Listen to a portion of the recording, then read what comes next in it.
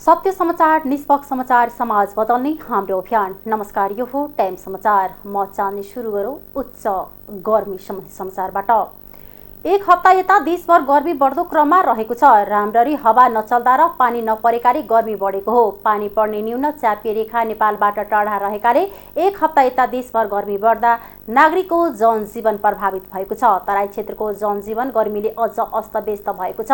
अघिल्ला वर्षहरूमा भन्दा यो वर्ष काठमाडौँ उपत्यका सहितका पहाडी क्षेत्रमा अत्यधिक गर्मी महसुस भएको छ। काठमाडौँका बासिन्दाले तराईको झल्को दिने गरी गर्मी बढेको बताएका छन्। गर्मीका कारण दैनिक कामका लागि घर बाहिर निस्कन पनि समस्या भएको छ। बजारमा मानिसको चहल पहल कम हुन थालेको छ।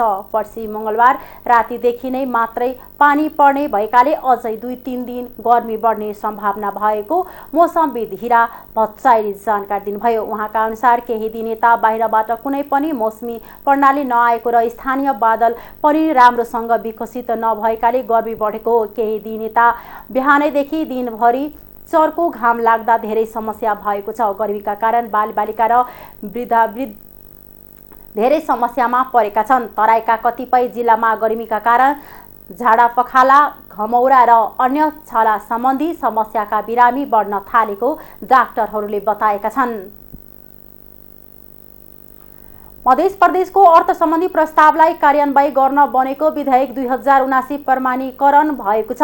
प्रदेश प्रमुख हरिशंकर मिश्रले प्रदेश सभाबाट पारित प्रदेश सरकारको अर्थ सम्बन्धी प्रस्तावलाई कार्यान्वयन गर्न बनेको विधेयक 2079 लाई प्रमाणीकरण गरेका हुन्। उनले शनिबार सो विधेयक प्रमाणीकरण गरेको प्रदेश प्रमुखको कार्यालय जनाएको छ। प्रदेश सभाको बैठकले गत असार 26 गते उक्त विधेयक पारित गरी प्रमाणीकरणको लागि प्रदेश प्रमुखको कार्यालयमा पठाएको थियो।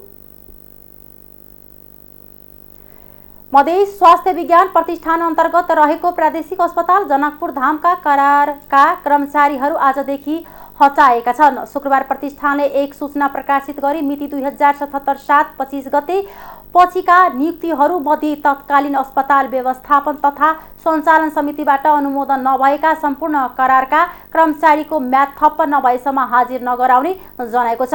सो अवधिमा भर्ना भएका करारका कर्मचारीको आज आइतबारदेखि हाजिरी तथा कामकाज नगराउन प्रतिष्ठानले जानकारी गराएको हो। प्रस्तुत विषयमा यस प्रादेशिक अस्पताल मधेस स्वास्थ्य विज्ञान प्रतिष्ठान जनकपुर धाममा मिति 2077 7 25 गते पछिका नियुक्तिहरू मध्ये तत्कालीन अस्पताल व्यवस्थापन तथा सञ्चालन समितिबाट अनुमोदन नभएका सम्पूर्ण कर्मचारीहरूलाई आगामी आर्थिक वर्ष 2079-80 को श्रावण 1 गतेदेखि म्याद थप्प नहुँदासम्म कार्यालयमा हाजिर नगर्न र नगराउन साथै कामकाज नगर्न र नगराउन हुन सम्बन्धित सबैमा जानकारीको लागि यो सूचना प्रकाशित गरिएको छ।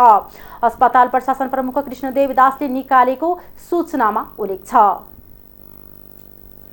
धनुषामा भारतीय जीपको ठक्करबाट ढल्केवरका एक व्यवसायीको मृत्यु भएको छ। मृत्यु हुनेमा मिथिला नगरपालिका 6 ढल्केवरका 45 वर्षीय शिवलाल यादव रहेका छन्। शनिबार राति 10 बजे जनकपुर ढल्केवर सडक खण्ड अन्तर्गत मिथिला नगरपालिका 6 स्थित ढल्केवरतर्फ आउँदै गरेको BR01 AR 9770 नम्बरको भारतीय जीपले सोही दिशाबाट आइरहेको J9F9435 नम्बरको मोटरसाइकल ठक्कर दिएको थियो। पछाडिबाट तीव्र गतिमा आइरहेको भारतीय नम्बरको जीपका चालक बसी पुल नजिक नियन्त्रण गुमाएपछि जीप पल्टिएर यादव सवार मोटरसाइकल च्यापिएको थियो। च्यापिएर गम्भीर घाइते भएका यादवको उपचारको क्रममा शनिबार राति 11:30 बजे प्रादेशिक अस्पताल जनकपुरमा मृत्यु भएको प्रहरीले जनाएको छ। उनी ढल्केवर स्थित दुर्गा मन्दिर नजिक 20 वर्षदेखि कपडाको व्यापार गर्दै आएका थिए। दुर्घटनामा संलग्न जीप र त्यसका चालक बिहार मधुबनी जिल्ला धजवा बस्ने 36 वर्षीय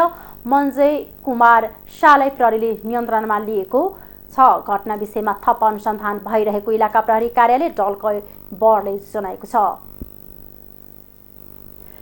बारामा मोटरसाइकल दुर्घटनामा एकजनाको मृत्यु भएको छ।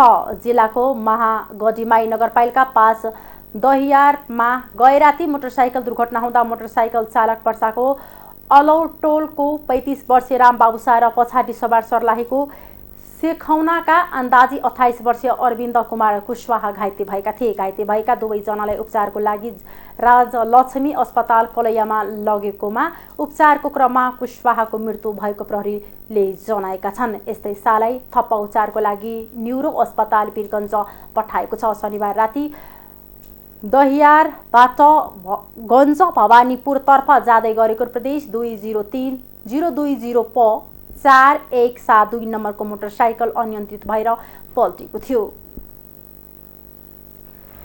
नेकपा माओवादी केन्द्रका अध्यक्ष पूर्व प्रधानमन्त्री पुष्पकमल दाहाल प्रचण्डले भाजपाका अध्यक्ष जेपी नड्डासँग भेटवार्ता गरेका छन्। उनले भाजपा मुख्यालयमै पुगेर भेटवार्ता गरेका हुन्। भेटका क्रममा विदेश मन्त्री डाक्टर एस जयशंकर पनि उपस्थित थिए। भाजपा अध्यक्ष नड्डाकै औपचारिक निमन्त्रणामा गत शुक्रबारदेखि प्रचण्ड भारत भ्रमणमा छन्। आजै भारतीय प्रधानमन्त्री नरेन्द्र मोदीसँग भेटवार्ता गरेर स्वदेश फर्किने कार्यक्रम छ। भ्रमणको क्रममा भारतीय विदेश सचिव विनय मोहन क्वात्रा, भारतीय विदेश सचिव एस जयशंकर, राष्ट्रिय सुरक्षा सल्लाहकार अजित डोभाल र भाजपाका विदेश विभाग प्रमुख विजय चौथाईवालसँग भेटवार्ता गरेका थिए। गभर्नर महाप्रसाद अधिकारीको राजीनामा माग्दै नेपाल विद्यार्थी सङ्घ नेविस र अखिल क्रान्तिकारीले विरोध प्रदर्शन गरेको छ। बालुवाटारमा प्रदर्शनमा उत्रिएका केही प्रदर्शनकारीलाई प्रहरीले पक्राउ गरेको छ। प्रहरीले प्रदर्शनका क्रममा बल प्रयोग गरेको भन्दै उनीहरूले नाराबाजी गरेका छन्। प्रहरीले भने निषेधित क्षेत्रमा प्रवेश गरेकाले बल प्रयोग गर्नु परेको जनाएको छ। अहिले नेपाल राष्ट्रिय बैंक रहेको बालुवाटार क्षेत्रमा सुरक्षा व्यवस्था कडा पारिएको छ। प्रदर्शनकारीले गभर्नर अधिकारीलाई बर्खास्त गर्न माग गरेका छन्। नेकपा एमालेको आर्थिक विभागको सदस्यमा रहेका एम अधिकारी गभर्नर नै भएको भन्दै अहिले आलोचना भइरहेको छ। एमालेले अहिलेसम्म यस विषयमा स्पष्ट पारिसकेको छैन। त्रिभुवन विमानस्थल भन्सारले 7 महिनामा हवाई यात्रुको साथबाट 480 किलो अवैध सुन बरामद गरेको छ, जसबाट विमानस्थल भन्सार कार्यालयले 45 करोड 58 लाख राजस्व असुली गरेको छ। झिटी गुन्टा सुविधाको दुरुपयोग गर्दै हवाई यात्रुले ल्याउने सुनमा कडाई थालेको 7 महिनामा यस्तो तथ्याङ्क सार्वजनिक गरेको हो। विमानस्थल भन्सार कार्यालयका प्रमुख प्रशासक महेश भट्टराईका अनुसार यस अवधिमा यात्रुवाहक 480 किलो अवैध सुन बरामद भएको छ। 13 मङ्सिरदेखि सुरु गरिएको यस्तो कडाईका क्रममा सुरुवाती दिनमै दैनिक 21 किलोसम्म सुन बरामद हुने गरेकोमा अहिले दैनिक 1 किलो हराहारीमा झरेको भट्टराईले बताए। कानुनत विदेशबाट नेपाल आउने यात्रुको आफ्नो साथमा अधिकतम 100 ग्रामसम्म काँचो सुन भन्सार राजस्व तिरेर ल्याउन पाउँछन्।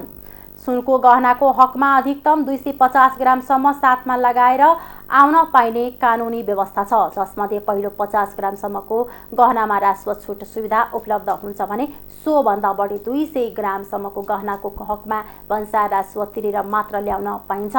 100 ग्रामभन्दा बढी काँचो सुन र 250 ग्रामभन्दा बढी सुनको गहना ल्याएको हकमा यस्तो सुन तथा सुनका गहना जवाफ गरी भन्सार कानुन बमोजिम कारबाही गर्ने व्यवस्था छ।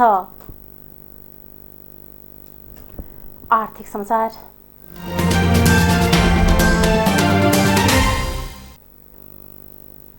भारतबाट पेट्रोलियम पदार्थको भाव घटेर आएको छ। अन्तर्राष्ट्रिय बजारमा कच्चा तेलको भाव घटेसँगै भारतीय आयल कर्पोरेसन आइओसीबाट पनि नेपाल आयल निगमका लागि पेट्रोलियम पदार्थको भाव घटेर आएको छ। पेट्रोल प्रति लिटर 15 रुपैयाँ 76 पैसा र डिजल प्रति लिटर 16 रुपैयाँ 56 पैसा घटेर आएको नेपाल आयल निगमले जनाएको छ। भारतबाट भाव घटेर आए पनि अझै निगम घाटामा रहेकाले तत्कालै भाव घट्ने सम्भावना नरहेको निगमले जनाएको छ। आयल निगमले अझै आइओसीलाई 31 अर्ब 20 करोड रुपैयाँ तिर्न बाँकी भएको जनाएको छ। यो ऋण रकम तिर्न निगमले वाणिज्य बैंक र सरकारबाट झन्डै 10 अर्ब ऋण लिन लागेको जनाएको छ। अहिले अन्तर्राष्ट्रिय बजारमा कच्चा तेलको मूल्य प्रति ब्यारेल $100 आसपासमा झरेको छ। 1 महिना अघि प्रति ब्यारेल $120 भन्दा माथि थियो। अन्तर्राष्ट्रिय बजारमा कच्चा तेलको मूल्य घटेसँगै निगमलाई केही राहत मिलेको छ।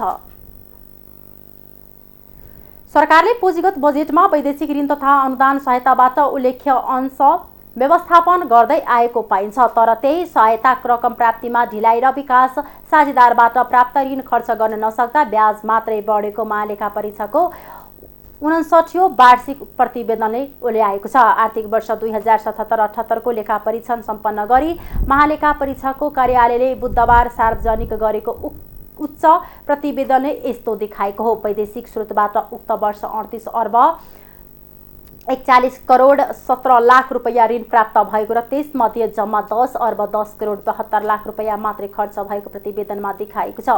उक्त वर्ष प्राप्त रकम मध्ये खर्च भएको 26.31% मात्रै हो। बाँकी उपभोग नगरिएको ऋण रकममा समेत ब्याज तिर्नुपर्ने अवस्था छ। प्रतिवेदनमा भनिएको छ, अत प्राप्त वैदेशिक स्रोतको उपयोग क्षमता बढाउनुपर्छ। यो वैदेशिक सहायता भने भौतिक पूर्वाधार तथा यातायात मन्त्रालय, सडक विभाग र यस मातहतका निकायमा रहेका सडक रेल पूर्वाधारतर्फको मात्रै हो। मन्त्रालयले पनि प्राप्त वैदेशिक सहायतामा रकम प्रवाह गरेपछि मात्रै ब्याज लाग्ने भए पनि कतिपय अवस्थामा रकम प्रवाह नगर्ने तर होल्ड गरेर राख्दा भने सर्भिस चार्ज बढ्ने गरेको प्रतिवेदनमा उल्लेख छ। प्राप्त रकम पनि समयमा खर्च नहुँदा थप दायित्व सृजना भएको मन्त्रालयले उल्ल्याएको छ। प्राप्त वैदेशिक सहायताको उपयोग बढाउन महालेखा परीक्षकले सुझाव दिँदै गर्दा सडक विभागका महानिर्देशक अर्जुन जङ्ग थापा भने दार्ती निकायसँग ऋण सम्झौता हुँदा नै त्यसलाई कार्यान्वयन गर्ने गरी समय तालिका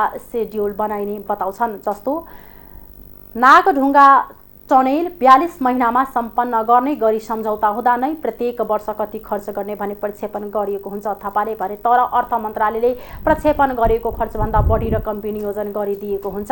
जस्तो यो वर्ष 5 अर्ब रुपैयाँ चाहिने भने पनि अर्थले 10 अर्ब रुपैयाँ खरिदी राखिएको हुन्छ। यसले किताबमा ठुलो अंश देखिने तर कार्यस्थलमा खर्च नहुने जस्ता कारणले भर्म सृजना भएको छ। यसलाई म भर्म भन्छु। सम्बन्ध आयोजनाबाट जति बजेट माग भएको छ त्यो बजेट नराखी समयमै सम्झौता गरेको कुल रकम नै राखिदिँदा समस्या भएको उनको तर्क छ। हामीले सेड्युल अनुसार नै रकम मागेका हुन्छौँ उनले भने। तालिका अनुसार नै दार्ती निकायले रकम राखिदिएको भए पनि सरकार तथा अर्थ मन्त्रालयले अन्यथा हुने गरी बजेट राखिदिन्छ तर रकम आइसकेको हुँदैन। वैदेशिक सहायताबाट विभाग अन्तर्गत 12वटा परियोजना सञ्चालनमा छन्। वैदेशिक स्रोतबाट सञ्चालन हुने परियोजनाको सहायता उपयोग क्षमता 0.18% देखि 58.30% रहेको प्रतिवेदनमा उल्लेख छ। महालेखा परीक्षकको प्रतिवेदन अनुसार उक्त वर्ष वैदेशिक सहायता ऋण र अनुदान कुल 72 अर्ब 73 करोड 69 लाख प्राप्त हुने अनुमान थियो। यस्तो वैदेशिक स्रोत अन्तर्गत ऋण मात्रै 69 अर्ब 71 करोड 73 लाख रुपैयाँ प्राप्त हुने अनुमान सरकारको थियो। यस्तै उक्त वर्ष नै यस्तो अनुदान 3 अर्ब 1 करोड 96 लाख रुपैयाँ प्राप्त हुने अनुमान थियो। सरकारको रकम प्राप्तिको अनुमान अनुसार ऋण र अनुदान दुवै उपलब्ध भएको छैन। प्रतिवेदन अनुसार उक्त वर्ष कुल अनुदान मध्ये 2 अर्ब 6 करोड नेपाललाई प्राप्त भएको छ। यस्तै ऋण मध्ये जम्मा 38 अर्ब 41 करोड 17 लाख रुपैयाँ प्राप्त भएको छ। ऋण र अनुदान गरी त्यो वर्ष नेपालले पूर्वाधारका विभिन्न आयोजनाका लागि 40 अर्ब 47 करोड 36 लाख वैदेशिक सहायता प्राप्त गरेको छ। यस्तै चिन्न सरकारको अनुदानबाट हुने दोस्रो खण्डको कलङ्की चावेल चक्रपात विस्तारका लागि 59 करोड 96 लाख रुपैयाँ प्राप्त भएको छैन। चिनले सुरुङ्गमार्ग विकास कार्यक्रमका लागि उपलब्ध गराउने भनेको 15 करोड रुपैयाँ पनि प्राप्त हुन नसकेको प्रतिवेदनमा छ। यस्तै राजमार्ग स्तरोन्नति तथा पुनःस्थापना कार्यक्रमका लागि भारतको एक्जिम बैंकको 1 अर्ब 50 करोड ऋण पनि त्यस वर्ष प्राप्त भएको छैन। एसियाली विकास बैंक एडीबीको शोध भर्ना ऋणबाट 1 अर्ब रुपैयाँ प्राप्त हुने अनुमान सरकारले गरेको थियो। जापानी सहयोग नियोग जाइका शोध भर्ना ऋणबाट 97 करोड रुपैयाँ उपलब्ध हुने भने पनि अरू दाता निकाय जस्तै यसबाट पनि ऋण उपलब्ध हुन नसकेको प्रतिवेदनमा उल्लेख गरिएको छ। अन्तर्राष्ट्रिय समाचार।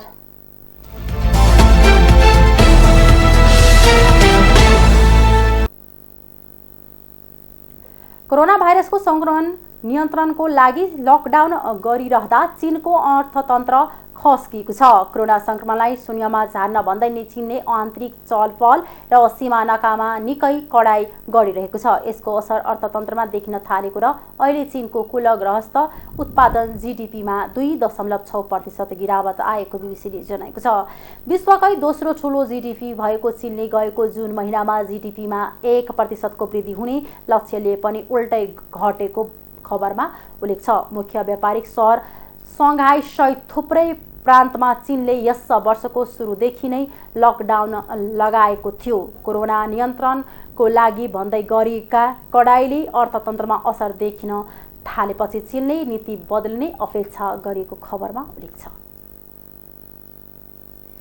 युक्रेनी कम्पनीले सञ्चालन गरिरहेको एउटा कार्गो जहाज उत्तरी ग्रिसको काभलामा दुर्घटना परेको छ। त्यहाँका सञ्चार माध्यमहरूका अनुसार सर्बियाबाट जोर्डनतर्फ जाँदै गरेको एन्टोनोभ 12 जहाज दुर्घटनामा परेको हो। यो जहाजले 12,000 टन सामान बोकेको थियो। जहाजमा कति मानिस थियो भने यकिन भएको छैन। अधिकारीहरूका अनुसार विमानमा 8 जनाको बोर्डिङ भएको सामान्य जानकारी प्राप्त भएको छ। जहाज दुर्घटना लाग्दै आगलगी भएको छ। ग्रिसको हवाई नियन्त्रण सम्बन्धी निकायले विमान चालकले इन्जनमा खराबी आएको भन्दै आकस्मिक अवतरणका लागि सहयोग मागिरहेका थिए, तर विमान रनवेमा नपुग्दै दुर्घटनाग्रस्त भएको हो। सामाजिक सञ्जालहरूमा सार्वजनिक भएका फुटेजमा विमान उडिरहेका बेला आगोको मुस्लो देखिएको थियो। युक्रेनको दक्षिणी सहर निकोपोलमा रुसले गरेको मिसाइल आक्रमणमा परि कम्तीमा 37 जनाको ज्यान गएको छ। केही नागरिक घाइते भएका छन्। त्यहाँ पछिल्ला 3 दिन लगातार आक्रमणका घटना भइरहेका छन्। रुसको लामो दूरीको क्रुज मिसाइल आक्रमणले मध्य सहर डिनिप्रोमा रहेको अन्तरिक्ष रकेट प्लान्टमा समेत क्षति पुगेको बीबीसीले जनाएको छ। आक्रमणबाट नजिकै रहेको आवासीय भवनमा क्षति पुगेको छ। रुसको निशानामा आवासीय भवन तथा महत्त्वपूर्ण क्षेत्रहरू परेका छन्। गएको फरवरी 24 देखि रुसले युक्रेनमा आक्रमण सुरु गरेको थियो। झण्डै 6 महिना लामो युद्धका कारण रुस तथा युक्रेनका हजारौं सेना र नागरिकले ज्यान गुमाएका छन्। अहिले पनि आक्रमणका घटना रोकिएका छैनन्। खेल समाचार।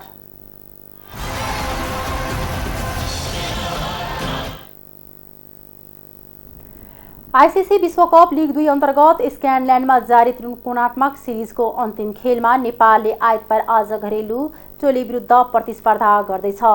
नमावियासँग दुवै खेल हारेको नेपालले स्कटल्यान्डलाई भने पहिलो खेलमा जित निकाल्दै 2 अङ्क हात पारेको थियो। स्कटल्यान्ड र नेपाल बीचको खेल दिउँसो 3:45 मा सुरु हुने भएको छ। प्रतियोगितामा नेपाल घरेलु टोली विरुद्ध नेपाल जित निकाल्दै सिरिजको सुखद अन्त्यको प्रयासमा हुने। स्कटल्यान्ड विरुद्ध लगातार दोस्रो जित निकाल्न सके अङ्क तालिकामा नेपालले केही सुधार गर्नेछ। पहिलो खेलमा नेपालले स्कटल्यान्डलाई 5 विकेटले हराएको थियो। स्कटल्यान्ड भने नेपाल विरुद्ध पहिलो खेलमा बेहोरेको हारपछि स्वाभाविक रूपमा सचेत भएर मैदानमा उत्रिनेछ। स्कटल्यान्ड पहिलो खेलमा भोगेको हारपछि संयमित भएर मैदानमा उत्रिँदै जित निकाल्ने लक्ष्यमा रहनेछ।